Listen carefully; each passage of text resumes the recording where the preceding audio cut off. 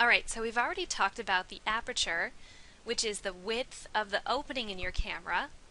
So you can let in more or less light by making the opening wider or smaller. We've talked about the shutter speed, which is the speed of your shutter, or how long your shutters open on your camera. You can let in more or less light by opening your shutter longer or for a shorter amount of time. And the third variable here is ISO. ISO is your camera's sensitivity to light. So if you're out on a bright sunny day like these two people on the beach, there's plenty of light out. It's bouncing off the sand, it's everywhere, it's intense. You don't need a very high ISO. In other words, you don't need your camera to be very sensitive to light because there's a lot of light.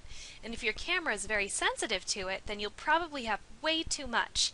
And the other parts of your exposure will be affected, like your shutter speed and your aperture. You'll have to have a super fast shutter speed and a super small aperture to make up for that really high sensitivity.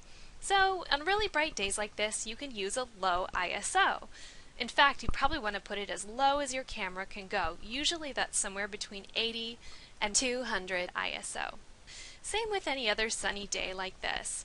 You're out in the country, it's broad daylight, everything is bright, you can probably use the lowest ISO on your camera.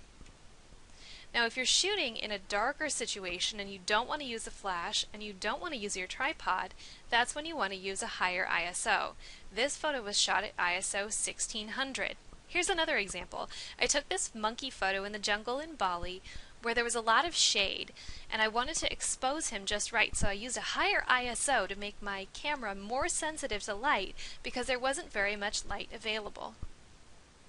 One thing you do have to watch out for with ISO is that generally with a higher ISO, you'll have more noise in your photo when you view it at 100%.